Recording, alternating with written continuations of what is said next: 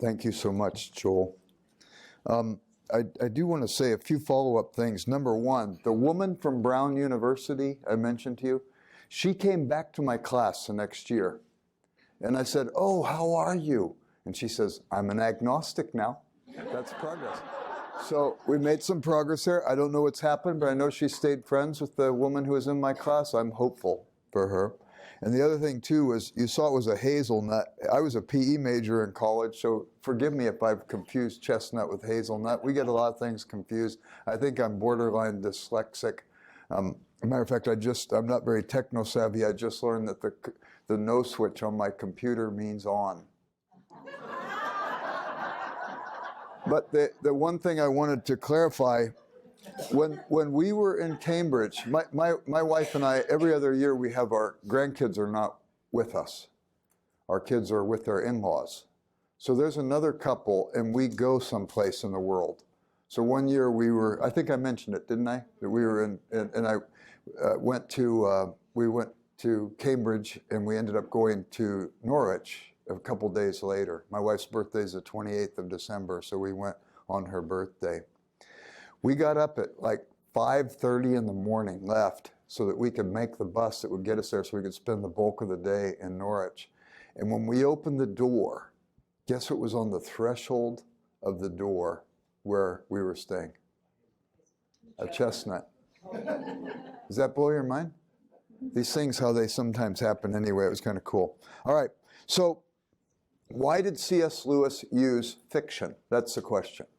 If you read Humphrey Carpenter's The Inklings, if you read George Sayre's Jack, if you read the Peter Skakel book, Faith, Reason, and the Imagination, or Reason and the Imagination, I think is the name of it, or if you read A.N. Wilson's C.S. Lewis, a biography, if you just read those 4 books, you'd think the only reason why Lewis went into fiction is because he was a failed apologist. He got slaughtered in a debate by Elizabeth Anscombe on February 2nd, 1948 at the Oxford Socratic Club, and he never wrote apologetics again. Once 4 people say something, then it becomes a fact, right? That's what some people seem to think. That is absolutely false.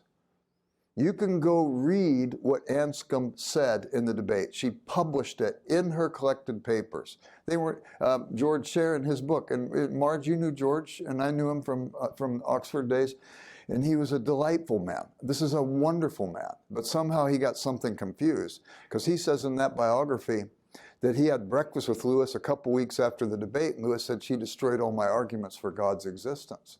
They weren't even arguing that. They were arguing over the use of the word valid and whether or not a materialist could make a valid argument. I'll talk more about that tomorrow. But nevertheless, Anscombe herself was a Christian. And if any of you know Wittgenstein, she was a Catholic background, and she was at Wittgenstein's bedside before he died. And she said, "Is there a possibility I can call you a priest and you can give confession to him before you died?" And she asked for a priest to come. She was concerned about his eternal soul. This is not a person who was an atheist or something like that. They weren't even arguing over the issue of the existence of God. So what was really going on? I need to say something else too. It's true he didn't write any more apologetic books like you would have The Problem of Pain, Miracles, or Mere Christianity. But if you count all the essays that he wrote before the debate and all the essays he wrote after the debate, there's 36 essays in Christian apologetics before the debate. There's 34 essays in Christian apologetics after the debate. Hardly looks like a guy who was scared away from writing apologetics. Not only that, many of the essays in God in the Dock and some of the ones in Christian Reflections are actually part of those essays he wrote, and they make up apologetic work. And you've got Present Concerns, too. Many of the essays in Present Concerns also came after this debate. They were written after the debate. So what was really going on here? And I think that we have to say, well, one thing, what was Lewis's first apologetic book he wrote after he became a Christian? Pilgrim's Regress, an allegorical apology for Christianity, reason, and romanticism. In other words, fiction was part of his rhetorical evangelistic tool chest from the outset. He writes Out of the Silent Planet, first of his science fiction books.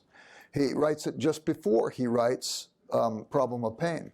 And he writes to Sister Penelope, who did the translation of Athanasius' Incarnation of the Word of God. And Lewis wrote the introduction to that work. And he writes to her and he says, I've discovered any amount of fiction can be smuggled into people's minds under the guise of romance. Lewis is seeing this is a good apologetic tool. I'll come back to that in just a moment. So Lewis was always using fiction. While he was writing his Christian apologetics in the 40s, he was also writing fiction. The Discarded Image comes from that time. Screwtape Letters comes from that time. Satire, but nevertheless, it's still part of his fiction. Lewis wrote this in a letter in 1955. The imaginative man in me is older, more continuously operative, and in that sense more basic than either the religious writer or the critic. It was he who made me first attempt, with little success, to be a poet. It was he who, in response to the poetry of others, made me a critic. And in defense of that response, sometimes a critical controversialist. It was he who, after my conversion, led me to embody my religious beliefs in symbolical or mythopoeic forms, ranging from Screwtape to a kind of theologized science fiction. And it was he, of course, who has brought me in these last few years to write this series of Narnian stories for children.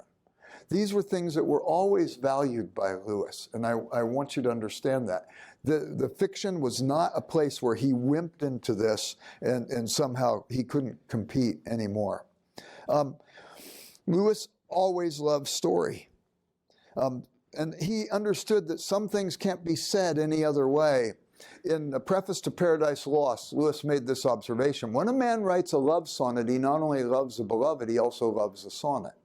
He picks a literary form that helps him say what he wants to say. If you've read Preface to Paradise Lost, he talks about primary epic and secondary epic, how Homer used one and how Milton used another, and so on. He also recognized that when he wrote science fiction, I mentioned it this morning, he was writing romantic literature. The world had been explored, so let's awaken people's longing by writing about it extraterrestrially, thinking that way. When he wrote his autobiography, Surprised by Joy, what was he doing with that work? If you read the Alistair McGrath biography, Alistair McGrath did a wonderful thing in that he read everything Lewis wrote in chronological order of his writing it. And McGrath is a brilliant writer and he's a great researcher. But he missed it at this particular point because he starts criticizing the Lewis who never shows up in Surprised by Joy. He says, how come Lewis left this out? How come Lewis left that out? Why did Lewis write Surprised by Joy? He says at the outset, I was writing for those who wanted to know how I moved from atheism to Christianity. When he gets to that point, he stops telling the story. Everything he selects in that story, he's selecting along a narrative theme. He's writing autobiographical apologetics. So I know why he left some stuff out, and I know why he added other stuff out. I want you to think for a second of every thought you've had today. How many of them have you shared with somebody else? Now think of a biographer who's going to write about a life. People, we are mysteries to one another.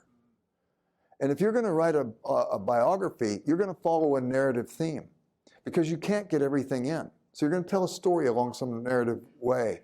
And I think McGrath missed that with Lewis. He added what was necessary. Why was all the stuff about the horror of his school life so important? Because he felt the loneliness of that. His mother died. He felt alienated. He felt estranged. What about war? They said he didn't write enough about his war experiences. There must have been post-traumatic stress disorder. There must have been this. There must have been that. What does he write about World War II? Guns and good company. He got to know the common man. That was going to be helpful for him later when he would write. And he met G.K. Chesterton's writings in a military hospital. That was important for completing the narrative. So you want to understand the narrative form. And Lewis goes on to say, sometimes fairy stories say best what needs to be said. And he writes an entire essay on it in Of Other Worlds. Why is that important? Well, the word definition means of the finite. We define a thing by its limitation and its function, by virtue of its finitude. Something has to be small enough for us to wrap words around it in order to define it and distinguish it from other things. I can define the book, I can define the podium, I can define the person or the couple. because of the limitation. Now the question is, how do you define God? If he's infinite, how would you define him? Jesus is going to talk about the kingdom of heaven, and he says the kingdom of heaven is like. He uses simile. He uses metaphor. He uses figures of speech. He uses parable. And even when he uses parabolic form, we have to be respectful of the form if we're going to understand the parable. The parables generally teach one thing unless there's something in the parable that's enumerated, like in the parable of the sower. There's 4 soils. We learn something about each one. But you take a parable like the woman who is mistreated in court. And so she goes at midnight and she's knocking on the door. And the guy says, "Get away from here, woman." And she keeps knocking. It's the judge. He's an unjust judge. Finally, she persists and he comes down and he says, "What can I do for you?" And what does Jesus teach with that? Therefore, we should always pray persistently. Well, if you make an allegory out of that, who's the unjust judge? His point isn't to make an allegory. His point isn't to make multiple points. It's to make one point. You go to the parable of the publican, and he's in the temple, and he won't even lift his eyes towards heaven. He's beating his chest. He says, "Oh God, oh, be merciful to me, the sinner. I am so sorry for what I've done." And the Pharisee, he's standing right in the middle of every place. He's got his hands up, praying out loud so everybody could see him. And he says, "You know, Lord, you're so lucky to have me on your team. I tithe down to my spice cabinet, my mint, my cumin, and my my mint, my dill, and my cumin." There you go.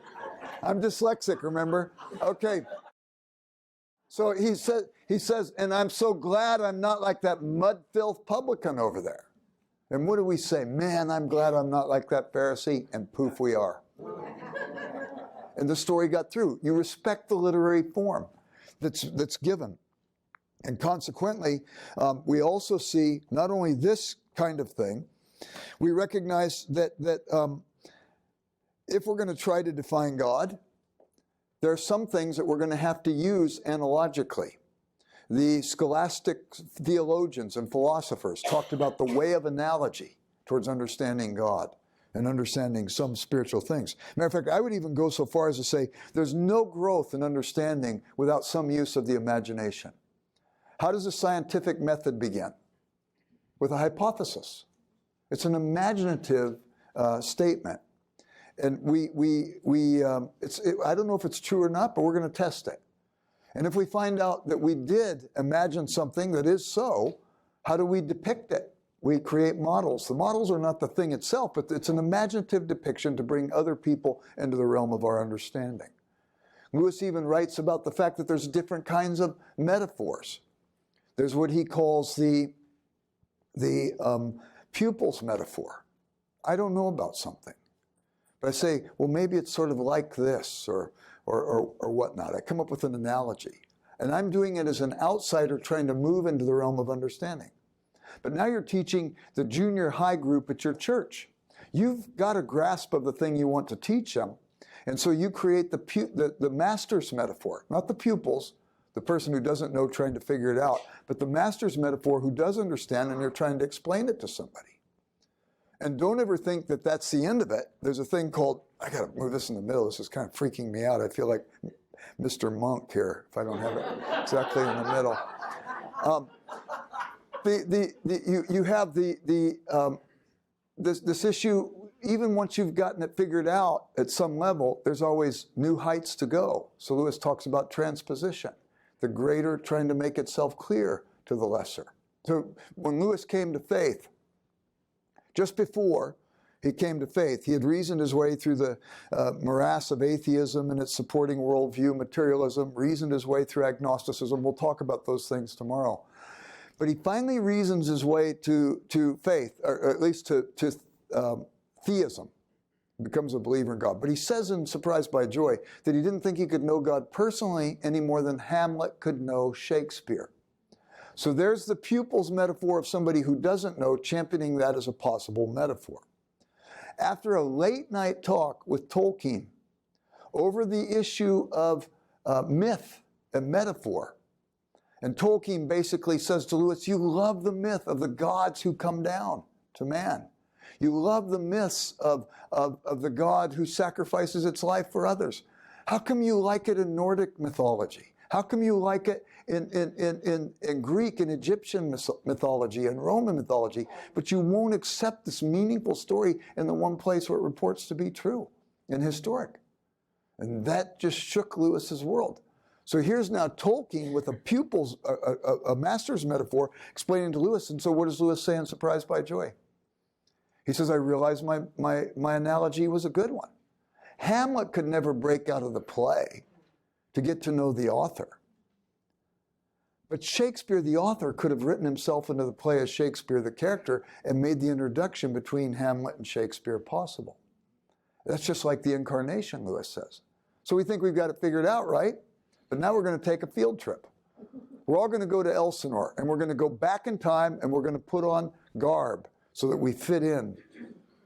And we find out that things have been pretty sketchy around the castle. The king has died in the height of his strength. Rather than the crown going to the crown prince, Hamlet, it skipped over to Hamlet's uncle, the king's brother, Claudius. Gertrude, the queen, she suddenly married her brother-in-law, and things are kind of sketchy. There's also reports that Hamlet has been seen talking to his father's ghosts. And some people have been saying that he's kind of mad. And others have said, no, there's a method to his madness. And Ophelia is a basket case. And we're walking through the courtyard with all this weird stuff going on. And all of a sudden, this little guy shows up in Elizabethan tights, little goatee and some frizzy hair, and he's got an earring. And we say, who are you? And how'd you get past the guards? And you're just one more sketchy thing going on around here. And he says, oh, I'm Shakespeare. And you live in a world I've created. I know things have been pretty sketchy, but I've come here to tell you all the wrongs will be redressed and things will eventually be right. And what do we say to that guy? Yeah, sure. And there's always going to be work beyond the pupil's metaphor, beyond the master's metaphor, transposition. There will always be a need to help people go into a more robust, deeper understanding with wider applications. And there will always be need for the imagination. And Lewis understood this, and he understood it well. He also understood something else that's unique about story. There's this passage in George MacDonald's Annals of a Quiet Neighborhood. And I am going to summarize it because William's here, and if I don't say it exactly right, I'll have hell to pay. So we all need people to keep us on track. Okay, so the summary is, in this conversation in Annals of a Quiet Neighborhood, MacDonald breaks and gives an aside, and he said, we do not have souls. We are souls. We have bodies. You tell a child he has a soul, and he thinks like anything else he has, his keys, his books, his lunch, he can lose it and leave it behind someplace. If he has a soul, he thinks he goes to a grave and his soul goes off someplace else. He says, no, tell the child he is a soul and he has a body. So when he dies, he goes to heaven and he leaves his body behind like clipped hair on a barbershop floor, for those of you that still go to barbers. So the point is, though, what makes up the soul? I've read a lot about this. I think I could set forth proofs for the existence of the soul. But traditionally, we've said the soul has at least three components. The immaterial part of us as humans. We have a thinking part, the reason. We have a feeling part, the emotion. We have a choosing part, the volition. Of those three, even coming from an academic environment, I want to tell you, hands down, the reason is by far the weakest. You see, if I make a bad choice, does my reason tend to kick in and say, boy, Jerry, that is really stupid? You continue to follow down that path, you're going to hurt yourself and you're going to hurt the people that care for you. You need to repent of that and get back on track. No. My reason being weak is marshaled by my will to make all kinds of excuses for the bad decision, to rationalize it, to justify it to the place of moral blindness. I think I already mentioned this to you already. Acrasia is the way that Aristotle describes it in the Nicomachean Ethics, to be without command of my moral life. And then if I'm wounded emotionally, does my reason kick in and say, boy, Jerry, you need to grieve that thing that happened to you. You need to forgive the person that hurt you so that you can untether from it, so that 20 years from now, you're not still going to be stuck in that place. Grieve and forgive. Otherwise, you'll become bitter, and it will corrode you. And you guys remember Anne Lamott's comment in Traveling Mercies. Did I mention it already? Bitterness is like you drinking the rat poison and then waiting for the rat to die. So what we have to do instead is grieve and forgive. But no, my reason, being weak, is marshaled by that wounded heart. To keep suppressed that pain, to encapsulate it in a cyst, all that pus in a cyst on my soul. You bump up against me, I'll leak a little pus in your direction. You bump up against me, I'll leak some in yours.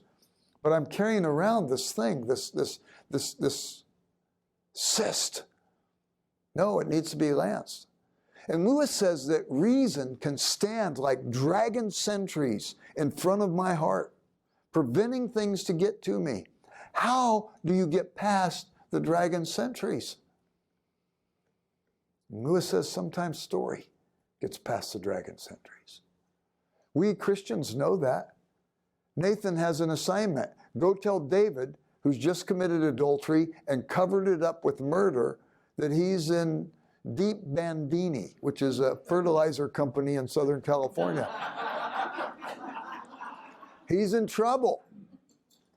What would you do if you had the assignment to go tell the guy that's already murdered and covered up his sin and is the potentate of absolute power of your kingdom? And Nathan goes and uses a story to get past the watchful dragon. And it's heard. And Jesus says, I tell parables sometimes for those who have eyes but cannot see, and have ears and cannot hear. And it gets past the watchful dragon. Now, I'm not trying to say that story is always useful. We have to understand it in its proper place. If I'm an astronaut going to the moon, I don't want the physicists at NASA charting the trajectory of my rocket ship sitting around telling Goldilocks and the three bears to each other. I want them to do some hard math work and so on. But nevertheless, story has this great value. Now, the thing that's interesting is that with Tolkien and Lewis, they had long collaboration and discussion about these issues. They met over myth. There was a student who had both of them for tutorials, and he wanted to study Nordic mythology, the Elder Eddas. And so he got Lewis and Tolkien and a couple other students to get together, and they would translate Nordic myth. Lewis said that they would each struggle to get a verse or two down, and then Tolkien would go on for pages. He was a man inside language, he said. He would memorize, he would learn a language a year just to do it. He signed the contract to do the translation of the book of Job and Jonah and some of the Psalms in the Jerusalem, the Catholic version of the Bible. He signed the contract to do the translation before he had learned Hebrew. My Hebrew professor in grad school said he thought it was the best translation of Job in the English language. This is a unique guy. But it was language that brought them together. It was reading myths that brought them together. And the Inklings were born basically out of myth. They were born out of those discussions. Tolkien led Lewis to faith using myth. They wrote the kinds of stories Lewis said they liked to read. And Lewis said he thought that Tolkien's essay on fairy stories was the best thing that was written on the literary genre. So Tolkien had published The Hobbit, and he was asked to go to St. Andrews University to give the Andrew Lang lectures. Andrew Lang was a Homer scholar at St. Andrews, and he was a guy also who went around like the Brothers Grimm and collected fairy stories from different languages, translated them to English, and they were translated and put in different books. And every year they have somebody, or often, they have somebody come give the Andrew Lang's lectures. Maybe it's on Homer, maybe it's on fairy stories. And Tolkien was invited 2 years after The Hobbit was published to give this lecture. And the lecture is called On Fairy Stories. The best, to my knowledge, it wasn't printed in a monograph or anything. I think the first publication of it, I could be wrong on this, was in the Essays Presented to Charles Williams. I think, is that right? We would all defer to you, March, as the expert on these matters. Or, huh? You don't have to look it up. I don't want to be proved wrong again. But the thing is, though, at least that's one of the earliest publications. Charles Williams had been serving in Oxford. He had moved during the bombing of London to Oxford University Press's offices in Oxford rather than from London. And he was with the Inklings and so on, and he was going to go back to London, and they decided to do like a festschrift for him. So they all contributed essays. And it ends up that Charles Williams, right at the end of the war, goes in for surgery, kind of a routine, it was like a gallbladder surgery. He was, what, 57, 58 maybe, 59, somewhere in there, wasn't that old. And he died on the operating table. So they published the book and gave all the royalties to his wife. But Tolkien contributed this essay on fairy stories. Lewis said he thought it was the greatest thing ever written on fairy stories. Also, it was republished in the Tolkien Reader. All kinds of Christian elements are in the essay as it was originally published. In the Tolkien Reader, many of them have been edited out. You can get it in another form called Tree and Leaf, and there's Leaf by Niggle, and then there's the Tolkien essay. But I want to follow what Tolkien said about fairy stories as we now begin to make application and then begin to see how we can use story for evangelism. Tolkien begins his essay saying basically stories are as old as language. How did Tolkien come up with The Hobbit and The Lord of the Rings? He was gassed during World War I. He's put in a hospital. While he's in the hospital, by the way, the rest of his regiment were killed. While he's in the hospital, what do? You didn't play video games. You didn't watch movies. Maybe there were a skimpy Red Cross shelf of books that might have been available. Tolkien invented languages. And then he said, what were the people like who spoke these languages? And when Tolkien's writing this essay, he says, story is as old as language itself. And he said, language gives you an enchanter's power, the power of the adjective. Both he and Lewis will talk about an adjective, a floating adjective in a nounless void. Lewis describes it when he describes Mr. Bultitude's mind in that hideous strength. He says it's a quality. What did he like about Squirrel Nutcombe when he read it? The quality of autumn, the quiddity, the wood-isness of a thing, moving into quality. You can't get to quality by mere measurement. There's got to be more, and something like this has to come across. So Tolkien says you can take gold and put that color on a ram's fleece and make something magical. You can take blue from the sky and paint it on the moon. You can take green from grass and put it on a man's face and make a horror. And all of a sudden, with the use of adjectives, we can create all kinds of interesting things. And there's a kind of embellishment Tolkien talks about. He speaks of the cauldron of story. Lewis, in several places, in The Discarded Image, he talks about the key to understanding medieval literature is that it's so much embellished story. He wrote one essay called What Chaucer Really Did to Il Philostrato. So Chaucer's writing Troilus and Cressida, but he's borrowing the story from Boccaccio's Decameron. And where did Boccaccio get it? He's borrowing it a little bit from Virgil. Where did he get it? He's borrowing it from Homer. And we see this embellishment as each time the storyteller wants to tell the story but put a little bit different spin on it for the storyteller's purposes. This kind of embellishment, he talks about it as bone soup or stone soup or nail soup. Do you remember learning that when you were a kid? So the guys are coming back from the wars and they know that they can just impress upon somebody, you've got to put us up because we're coming back from the wars. And the king says everybody in the land has to put soldiers up and billet them whenever they're coming home. So you can see this village. And some kids come running into town from the road and they say there's soldiers coming. So everybody packs up and goes in their house. They don't want to put the soldiers up. They close the shutters. And all of a sudden the soldiers come into the village.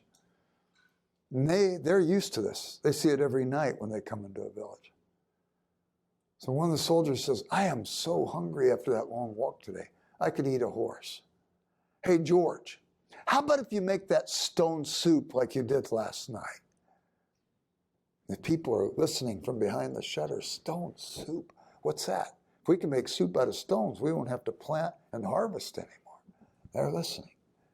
So they get a big pot, they get some water from the river, and they put water in there, they start a fire, and they get the cauldron boiling. And all of a sudden, George takes out a velvet pouch from his coat, and he smells the stone and plops it into the cauldron, and they all look. And all the village people are looking. And finally, one of them says, "You remember how good it tasted last night when we had some onions in it?" Boom, shutters open. "I've got onions." He comes running down, curious as all get out. They cut up the onions and put it in that thing. He's looking in there. And they say, "Yeah, it's too bad we don't have carrots." Boom, "I've got carrots." Comes running down, they cut up the carrots. And he says, "It's too bad we don't have any ox meat." Boom, "I've got ox meat." He comes down. Pretty soon the whole village has contributed to the cauldron. People are stringing up lanterns. They're bringing out the tables. The village musicians are starting to play. It's no longer stone soup, it's stone stew. And they're all eating, and they have such a great evening that all the villagers fight over who gets to billet one of the soldiers.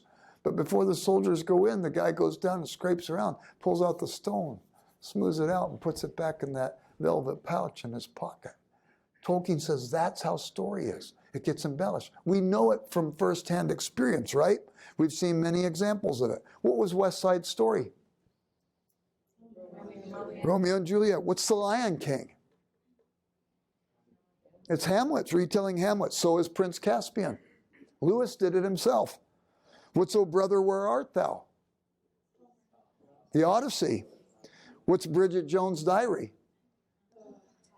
Pride and Prejudice. As a matter of fact, Colin Firth plays a guy named Darcy in both. It's like the directors are saying, "Okay, if you don't get this, I'm going to hit you over the head with a 2x4. Darcy, Colin Firth, get it here, and Darcy, Colin Firth over here." And then what do you have? You have August Rush, a great movie, by the way. It's Oliver Twist. Robin Williams' character is the Fagin character. Inception. It's Orpheus and Eurydice, retold. AI, artificial intelligence. It's Pinocchio, retold. Lewis did it with The Great Divorce. Lewis did it with Prince Caspian. Lewis did it with Till We Have Faces, retelling the myth of Cupid and Psyche.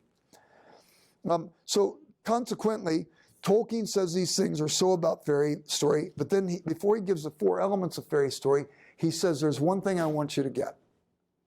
There's the concept of prohibition that comes through in all these children's stories.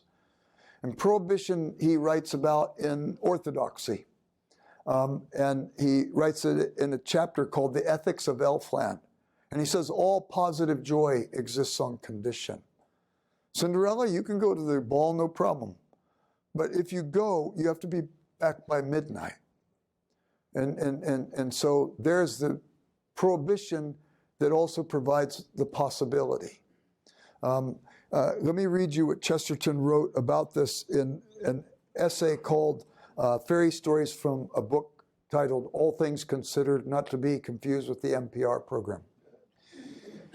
If you really read the fairy tales, you'll observe that one idea runs from one end of them to the other, the idea that peace and happiness can only exist on some condition. This idea, which is the core of ethics, is the core of the nursery tales. The whole happiness of fairyland hangs upon one thread. Cinderella may have a dress woven on supernatural looms and blazing with unearthly brilliance, but she must be back when the clock strikes 12. The king may invite fairies to the christening, but he must invite all the fairies or frightful results will follow. Bluebeard's wife may open all the doors but one. A promise is broken to a cat and the whole world goes wrong. A promise is broken to a yellow dwarf and the whole world goes wrong. A girl may be the bride of the god of love himself. If she never tries to see him, she sees him and he vanishes away. What is it? Cupid and Psyche. A girl is given a box on condition she doesn't open it. She opens it and all the evils of this world rush out at her. What is it? And what was left in the box? Hope. That's a great thing to pick up in any story. A man and a woman are put in a garden on condition they do not eat one fruit. They eat it and lose their joy in all the fruits of the earth. This great idea then is the backbone of all folklore. The idea that all happiness hangs on one thin veto. All positive joy depends on one negative. Now, it is obvious that there are many philosophical and religious ideas akin to or symbolized by this, but it is not with them I wish to deal here. It is surely obvious that all ethics ought to be taught to this fairy tale tune, that if one does the thing forbidden, one imperils all the things provided. A man who breaks his promise to his wife ought to be reminded that even if she's a cat, the case of the fairy cat shows that such conduct may be incautious. A burglar just about to open someone else's safe should be playfully reminded that he's in the perilous posture of the beautiful Pandora. He's about to lift the forbidden lid and loosen evils unknown. The boy eating someone's apples in someone's apple tree should be a reminder that he has come to a mystical moment of his life when one apple may rob him of all others. This is the profound morality of fairy tales, which so far from being lawless goes to the root of all law. And I could go further with this, but suffice it to say here, the fence that's created by the prohibition keeps me from the things that will do me harm. If I push my nose up to the fence, pining over what I can't get to, I've missed the opportunity to turn my back to the fence and see the playground that's provided. Lewis's wife writes a book, Smoke on the Mountain.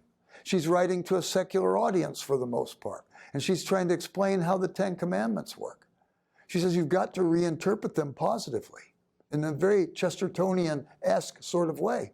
The first commandment, thou shalt have no other gods before thee, positively restated as what? Thou shalt have me, God says. Find your fulfillment and joy in me. You go through the commandments, and what happens if a person violates the prohibition of bearing false witness? You destroy trust in a community. If you don't want to kill somebody else, you want to affirm life. Turn your back to the fence. The last command is what? Thou shalt not covet. What's that saying? Thou shalt learn contentment. And there's the positive joy. So anyway, that's one feature that Tolkien says is very important to the fairy story. But then he goes into 4 particular features of the fairy story. The first is fantasy. And fantasy is that quality of fairy story that awakens desire. Lewis says, when you read a story to a child, what does a child say at bedtime when they hear a really good story? Yeah. But they know all the twists and turns of plot. Why do they want you to read it again?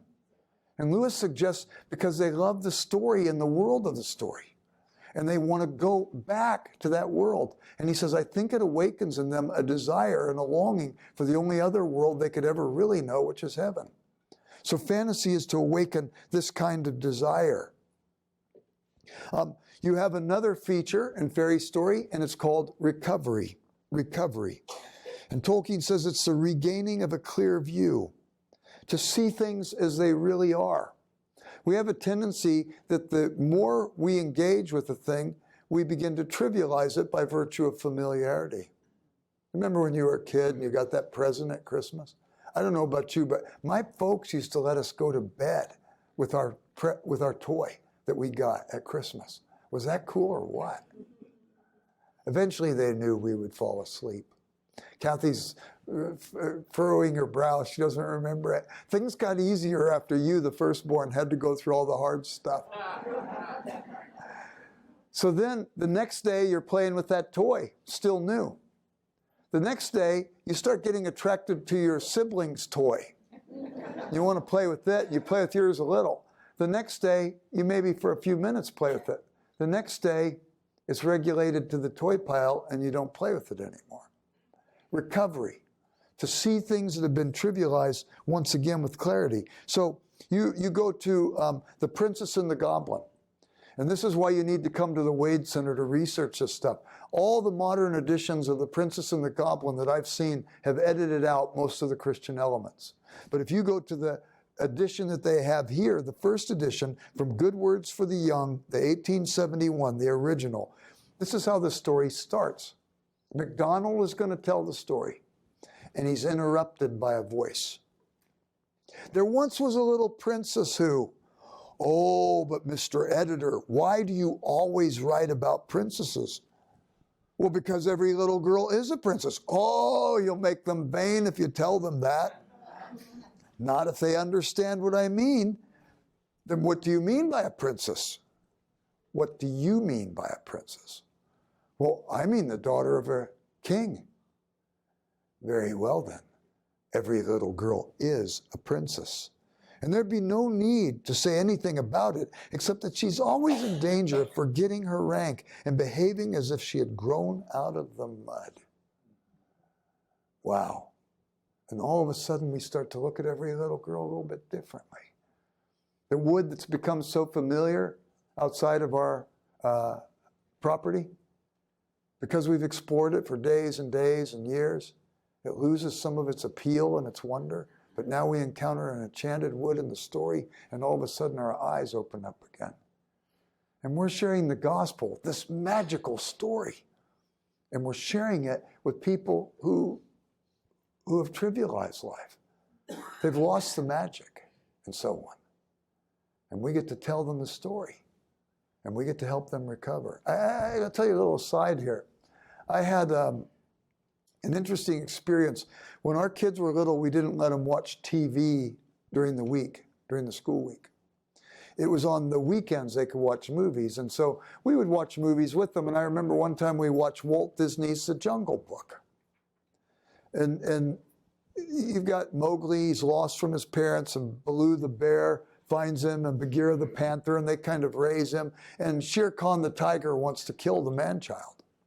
And everything's building up to the big dramatic moment when Shere Khan tries to kill the boy and Baloo throws himself in harm's way. Lightning strikes the tiger. He ends up going off and never heard from again. But it looks like Baloo, Mowgli's protector, has died. And Bagheera and Mowgli are walking off. They're looking over their shoulder at the limp body of their friend. And Bagheera the panther says to Mowgli, "Greater love hath no man than this, that he would lay down his life for a friend." That just didn't sound like Kipling to me. So I went and blew the dust off of my Jungle Book, and it wasn't there. It's in John 15. How did it get in that movie? Fast forward many, many years. I'm asked to go and speak to the Disney artists about Lewis and Tolkien's vision of story. I'm giving a lecture something like this one. They bring in somebody once a month to lecture to all their artists. They come into this big tiered classroom. And they hand each artist a box lunch. You give a 45-minute lecture and you answer questions for 45 minutes. So 350 artists come walking in there. They do it once a month to keep them charged up. You're telling stories. This is a great enterprise. They told me before I went in to give the lecture, listen, we know Lewis and Tolkien were Christians. You may have to say something about that when you talk about them, but this isn't a place to proselytize. I don't need to proselytize. I'll tell them about Lewis and Tolkien, stand shoulder to shoulder with them, describe this well. Hopefully they'll be fascinated. They'll keep reading those authors and they'll find Jesus in their own time. But they said to me during the Q&A, any question our artists ask you, you can answer forthrightly. So I give the lecture. Time for Q&A. First question. Weren't Lewis and Tolkien Christians? Could you tell us about that? Second question. Isn't Aslan a Christ figure in the Narnia books? Can you tell us about that? Third question. Are there any Christ figures in the Lord of the Rings, like when Gandalf gives up his life, saving them from the Balrog, dies Gandalf the Grey, comes back Gandalf the White? Wasn't it Tolkien who led Lewis to faith? Could you tell us about that? How much did faith inform the whole 45 minutes? Every question was like this. The meeting's over. The artists are going back to work. About 20 artists come up to talk to me, and I notice them. They're the ones that were asking the questions. They said, "You're a Christian, aren't you?" I said, "Yeah." "Are you?" They said, "Why do you think we were asking you the questions?" They were using it as an opportunity to witness to their friends. So here's this whole thing about recovery. We could say more about it, but we'll go on. The next area is escape. And Tolkien makes a distinction. It is not the escape of the deserter. It's the escape of the prisoner that we find in literature. We are under a spell in our culture. It's a spell of materialism. And every one of us drank the Kool-Aid in junior high school in this country. You complete the sentence. Matter is neither created nor... Look at that. We just repeated it like unthinking people. We heard it in junior high before our critical minds were developed. That's not proved. That's a philosophical assumption, a materialistic assumption. We'll talk about the problems with materialism tomorrow as we talk about how Lewis got through it. How do we escape from this materialistic world? How do we break out of this prison into something that's more robust and more fulfilling? And Lewis writes this, a very interesting thing. I have to read it to you, about escape as he means it. This is from Of Other Worlds. You can read also his ideas on this in Experiment in Criticism. About once every 100 years, some wiseacre gets up and tries to banish the fairy tale. Perhaps I'd better say a few words in its defense as reading for children. It is accused of giving children a false impression of the world they live in. But I think no literature that children could read gives them less of a false impression. I think what profess to be realistic stories for children are far more likely to deceive them. I never expected the real world to be like the fairy tales. I think that I did expect school to be like the school stories. The fantasies did not deceive me, the school stories did. All stories in which children have adventures and successes, which are possible in the sense that they do not break the laws of nature, but almost infinitely improbable, are in more danger than the fairy tales of raising false expectations. Do fairy tales teach children to retreat into a world of wish fulfillment fantasy, in a technical psychological sense of the word, instead of facing the problems of the real world? Now it is here that the problem becomes subtle. Let us lay again the fairy tale side by side with the school story or any other story which is labeled a boy's book or a girl's book as distinct from a children's book. There is no doubt that both arouse and imaginatively satisfy wishes. We long to go through the looking glass to reach fairyland. We also long to be the immensely popular and successful schoolboy or schoolgirl, or the lucky boy or girl who discovers the spy's plot, or rides the horse that none of the cowboys can manage. But the two longings are very different. The second, especially when directed on something so close as school life, is ravenous and deadly serious. Its fulfillment on the level of imagination is in very truth compensatory. We run to it from the disappointments and humiliations of the real world, and it sends us back to the real world undivinely discontented. For it is all flattery to the ego.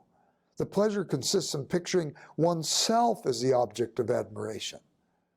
The other longing, that for fairyland, is very different. In a sense, a child does not long for fairyland as a boy longs to be the hero of the first 11. Does anyone suppose that he really and prosaically longs for all the dangers and discomforts of a fairy tale? Really wants dragons in contemporary England? It is not so. It would be much truer to say that fairyland arouses a longing for he knows not what. It stirs and troubles him to his lifelong enrichment with the dim sense of something beyond his reach. And far from dulling or emptying the actual world, gives it a new dimension of depth. He does not despise real woods because he has read of enchanted woods. The reading makes all real woods a little enchanted. This is a special kind of longing. The boy reading the school story of the type I have in mind desires success and is unhappy once the book is over because he can't get it. The boy reading the fairy tale desires and is happy in the very fact of desiring, for his mind has not been concentrated on himself as it often is in the more realistic story. The real victim of wishful reverie does not batten on the Odyssey, the Tempest, or the Worm or Boris. He or she prefers stories about millionaires, irresistible beauties, posh hotels, palm beaches, and bedroom scenes, things that really might happen, that ought to happen, that would have happened if the reader had had a fair chance. For as I say, there are two kinds of longing. The one is a spiritual exercise, and the other is a disease. And the fairy stories allow us to escape from the diseased world that we often find ourselves and to move on to something better. Let me talk about another example, and that would be fantasy to awaken desire, recovery to see things as they really are rather than how we would have to have them be, to break us out of our utilitarian approach to relationships and things, escape to break us out of the material world, to long for something that transcends our world, and then fourthly, what Tolkien calls consolation or eucatastrophe, the feature of the happy ending. And they lived happily ever after. He calls it eucatastrophe, the catastrophe that comes about to the good end. Well, let me give you an example of that and relate it then to the gospel. In the Voyage of the Dawn Treader, the people on the Dawn Treader come ashore at an island. It's called the Island of the Voices. And there are creatures on this island, many of them, and they're invisible. They are very much like we humans. They're so confused about their own identities and so on. They're really called monopods, but they call themselves duffelpods. They can't even get their own identity right. And they've been turned invisible, and though they sound crazy, you know, one will say something and they all go, hear him, no truth was ever better spoken. Somebody says the opposite, and they say, oh man, such wisdom coming out of one man, what a great thing. And they're just constantly going like this, and the people on the Dawn Treader say, they're nuts. We could probably defeat them, but we can't see them, and they feel the sharp points of their spears. And the duffelpods say, those on the Dawn Treader, the only way we could be turned visible is if a girl, it has to be a girl, goes into the magician's house, and up on the second floor in the library, there's a book of spells. And if she says the spell to make us visible again, we'll be made visible. Has to be a girl. There's only one girl on the ship. You know who it would be, of course. The most spiritually sensitive person from our world to go into Narnia, Lucy. And Lucy, courageous as she is, she volunteers to go. She's, of course, a bit nervous because she doesn't know who's in the house. And she walks into this grand house. And she walks up the winding staircase and comes to the library just as it was described by the duffelpods. And when she gets there, she has to climb up a couple steps, and there's this big podium. And it's got this big book on it. But she has to stand there with her back to the door. That would make any of us nervous, Lewis writes. She tries to open the book, but she can't.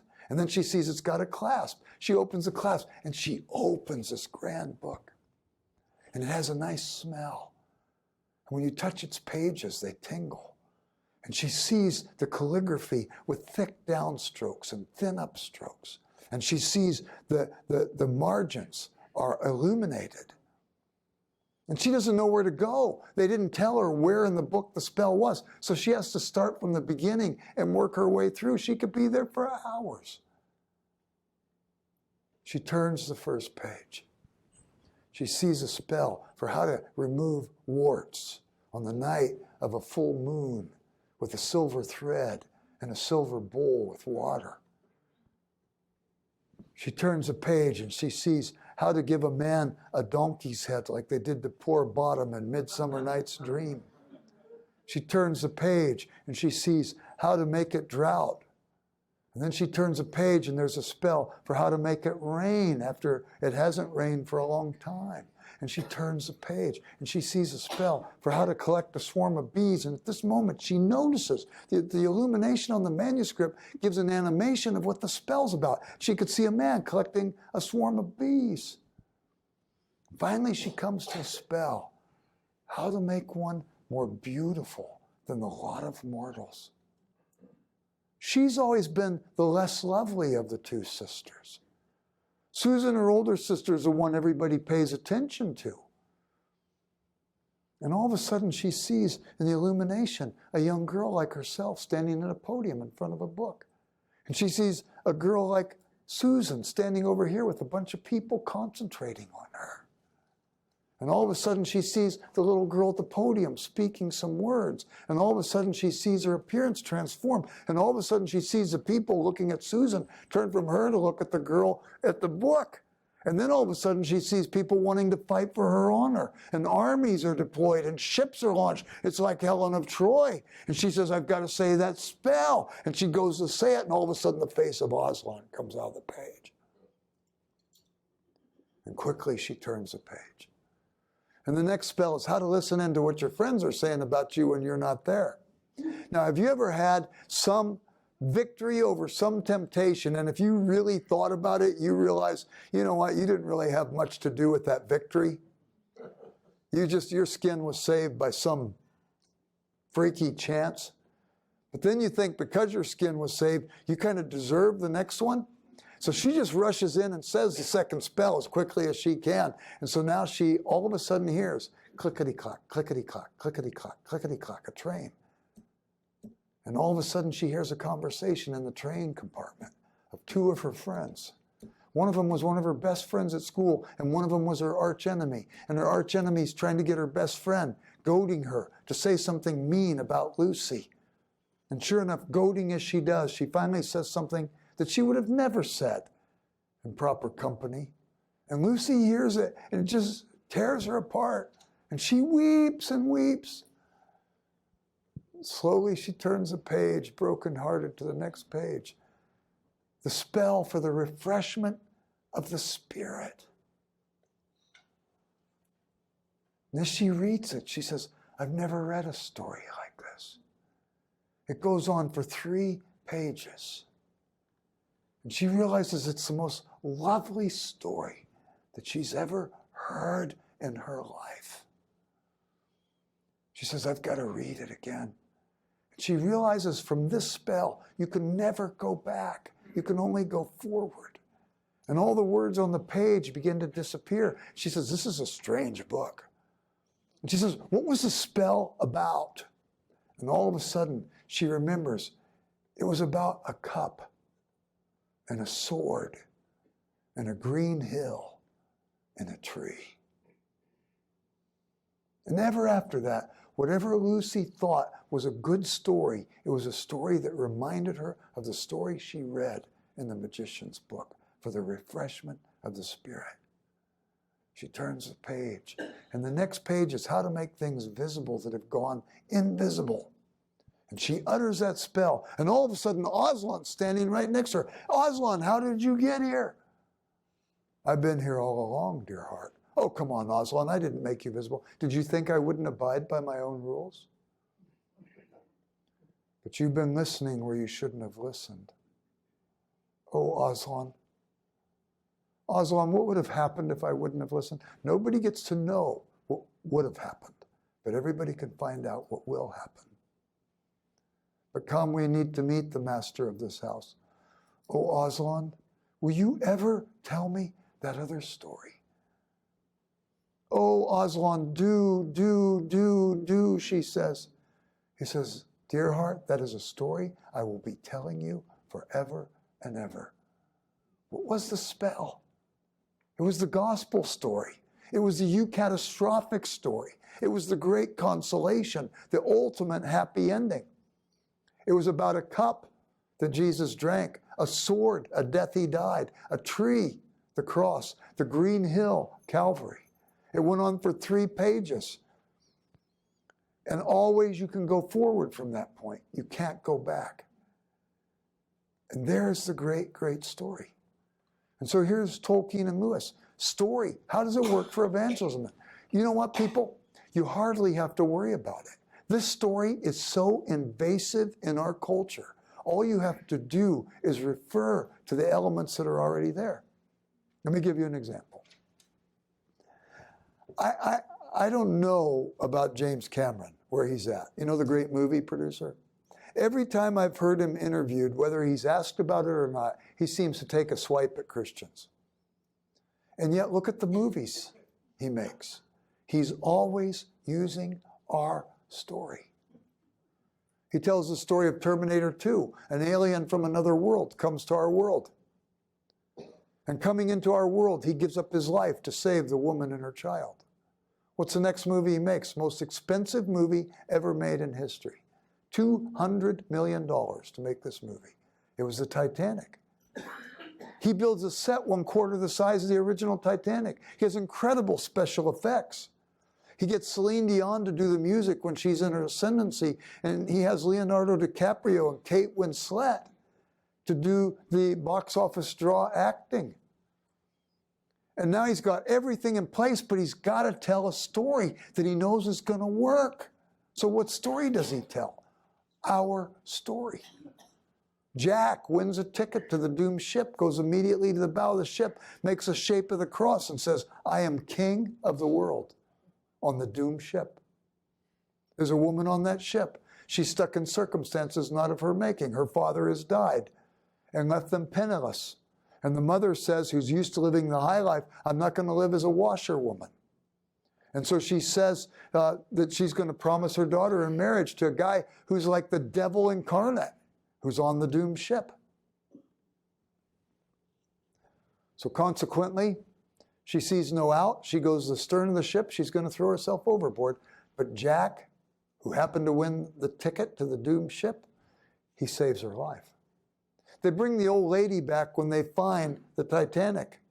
And they say, tell us about that night. And she tells the whole story. They say, we have no record of this guy on the ship. And she says, but isn't that amazing?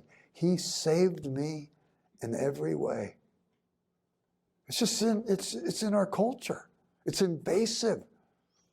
What's the next movie Cameron makes? Avatar. A man who takes on the flesh of that world and goes into that world to save that world. What does avatar mean in Sanskrit? Incarnation. He knows exactly what he's doing. This story always works, and we Christians hardly ever talk about it. And the world is hungry for it. Okay, one last story and we're done. So you go to the end of Voyage of the Dawn Treader. Lucy's been to Narnia 3 times. She saw at the end of Prince Caspian that her older brother Peter and Susan were told they wouldn't be coming back to Narnia again. And she knows one day this is probably going to be true for her too. And sure enough, at the end of the Voyage of the Dawn Treader, Aslan speaks to her and says, you won't be coming back to Narnia again, Lucy. And Lucy weeps. The girl who loves to bury her face in Aslan's mane, who's learned to worship him for his strength, knows that he loves her so he could listen to her reproofs if they come, trusts her, loves him. And she says, you won't be coming back. And she weeps and says, Aslan, it's not even Narnia, you know. It's you. How can I go on not meeting you again? He says, oh, dear heart, I live in your world too. And you have been brought here for a time, that knowing me here for a time, you might know me better in your world. Here's Lewis and Tolkien using story. And they use story to communicate the gospel. And not only do they use it to communicate the gospel, they open up our eyes so that we could see there's lots of stories that reverberate these themes. We could read them to our children and then talk about it afterwards. We could go to a movie with friends and seeing something that's faintly familiar in the film. We could go to pie afterwards and talk to our friends about it. And the story sometimes gets past the watchful dragons. Okay?